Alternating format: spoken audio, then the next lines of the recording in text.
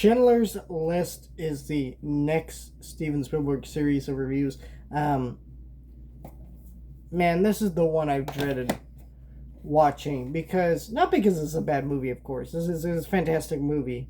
This is going to be like there's going to be a lot of discussion in this video. I feel like there's a lot of things to say about this movie, but it's also like everybody's kind of said it. For one, but the main reason I've dreaded this, you can follow my life vlogs on my second channel, which I, by the way, subscribe to that channel.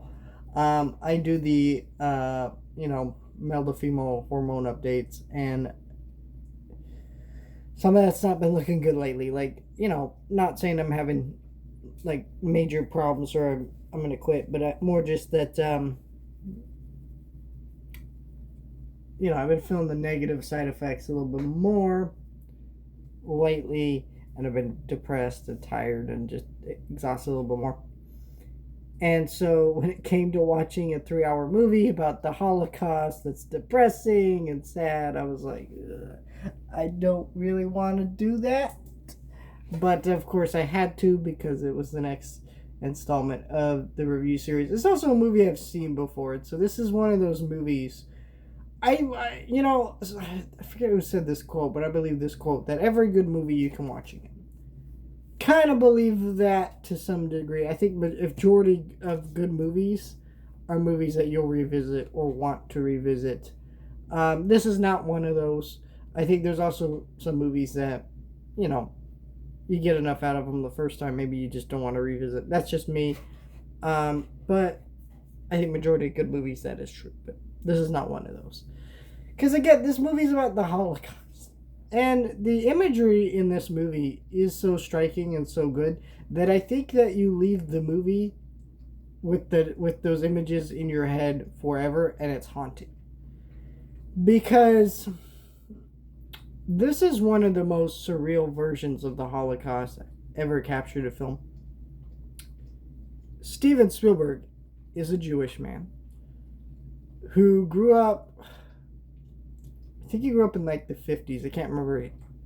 Whatever. He grew up very close to this time period. Like, I think the Holocaust either was just happening or just ending close to when he was born, around that time. So, or it was still fresh on everybody's mind. So as a Jewish American, I'm sure this stuff hit him a lot harder. And so, of course, naturally, I say naturally, but this is obviously something that is personal and he wanted to make a movie about.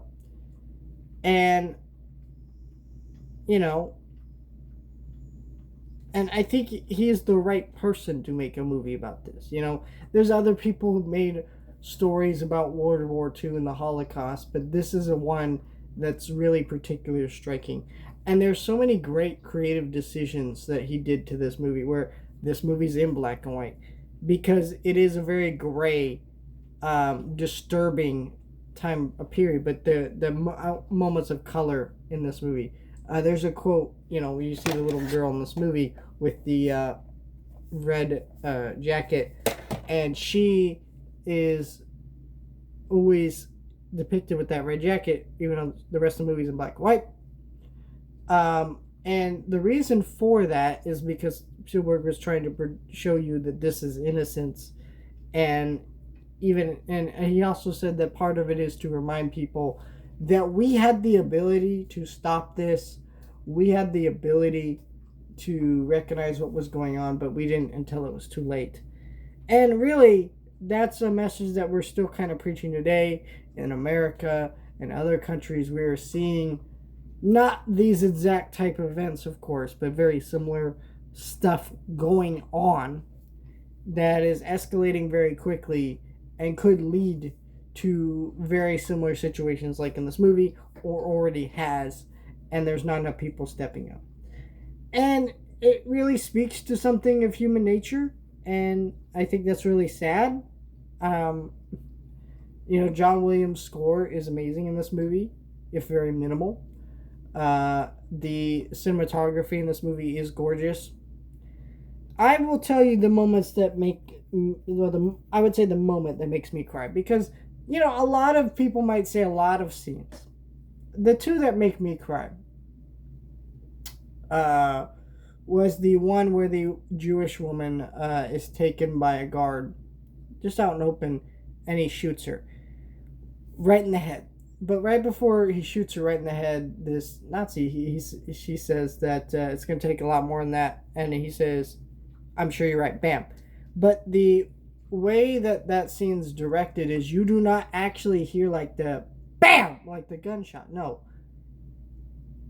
he just shoots her, and she's on the ground. She's dead. There is no dramatic editing or like shot focus. Like it's just kind of a quick and done thing because that was the nature of the thing. There was nothing fancy about the way these people were killed, or there was no, somebody in the street behind them shouting. No, they were just, everybody had to just kind of sit back and deal with the realities of the situation.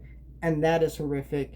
That image speaks in my mind, and it is very real to like things that you see going on in Gaza, or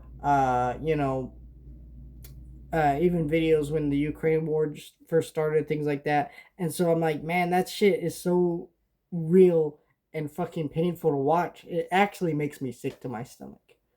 Um, the other one that sticks with me is Schindler at the end of the movie. Liam Neeson's character, which I'll get to in a minute.